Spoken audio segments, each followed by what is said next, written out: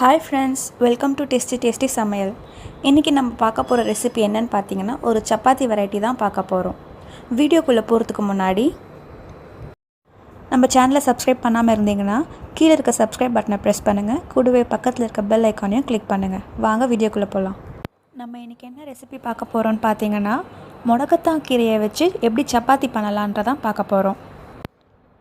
முடக்கத்தான் பார்த்திங்கன்னா ஒரு மூலிகை செடி, நிறைய மெடிசினல் வேல்யூஸ் இருக்குது. இதில் மூட்டு வலி முடக்குவாதம்லாம் குணப்படுத்தக்கூடிய தன்மை இந்த கீரைக்கு இருக்குது.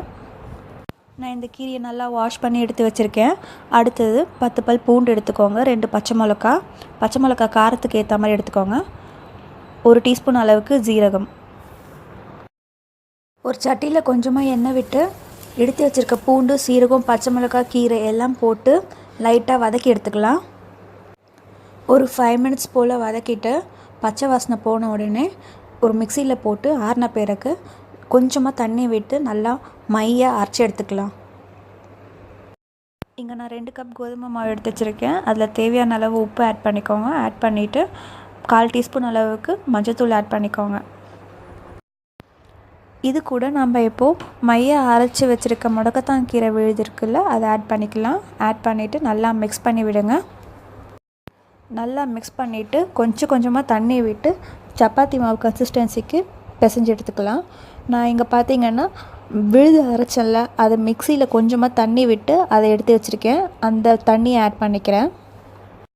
கொஞ்சமாக தண்ணி விட்டு நல்லா சாஃப்டாக பிசைஞ்சு எடுத்துக்கோங்க. மாவு நல்லா சாஃப்டாக இருந்ததுன்னா உங்களுக்கு சப்பாத்தியும் நல்லா சாஃப்டாக வரும். இங்கே பார்த்தீங்கன்னா மாவு நல்லா சாஃப்டாக பிசைஞ்சாச்சு. நார்மல் சப்பாத்திக்கு பிசைகிறத விட கொஞ்சம் தண்ணியாகவே பிசைஞ்சிக்கோங்க. அப்போ தான் சப்பாத்தி நல்லா சாஃப்டாக இருக்கும் உங்களுக்கு. இப்போ இதை லிட் போட்டு மூடி 10 to 15 மினிட்ஸ் அளவுக்கு ரெஸ்டிங் டைம் விடுங்க. எப்போவுமே சப்பாத்திக்கு மாவு பிசைஞ்சதுக்கப்புறமா ஒரு 10 to 20 மினிட்ஸ் அளவுக்கு நீங்கள் ஊற விட்டிங்கன்னா மாவு ரொம்ப சாஃப்டாகிடும், சப்பாத்தி நல்லா சாஃப்டாக வரும். 15 மினிட்ஸ் ஆகிடுச்சு. இப்போ நம்ம சப்பாத்தி திரட்டிக்கலாம். டோ கொஞ்சம் தண்ணியாக இருக்க மாதிரி இருந்துச்சுன்னா மாவில் தொட்டு நீங்கள் பண்ணிங்கன்னா உங்களுக்கு போர்டில் ஒட்டாது, ஈஸியாக திரட்ட முடியும். முடக்கத்தான் கீரை பார்த்திங்கன்னா ரொம்ப உடம்புக்கு நல்லது. மூட்டு வலி முடக்குவாதம் இருக்கவங்கலாம் பார்த்திங்கன்னா இது நீங்கள் கண்டினியூஸாக எடுத்துகிட்டு வந்தீங்கன்னா உங்களுக்கு மூட்டு வலியெலாம் கம்மியாயிடும். பெண்களோட கர்ப்பப்பைக்கு ரொம்ப நல்லதுன்னு சொல்கிறாங்க முடக்கத்தான் கீரை. ஃபஸ்ட்டெல்லாம் பார்த்திங்கன்னா கிராமத்தில் மட்டும்தான் இந்த கீரை கிடைக்கும். பட் ஆனால் இப்போல்லாம் சிட்டிலேயே ஈஸியாக கிடைக்கிது. சப்பாத்தி திரட்டியாச்சு. கல் நல்லா சூடான பிறகு நம்ம திரட்டி வச்சு சப்பாத்தியை போட்டு சுட்டு எடுத்துக்கலாம். 2 பக்கமும் லைட்டாக ஆயில் ஸ்ப்ரெட் பண்ணி சுட்டுடுங்க.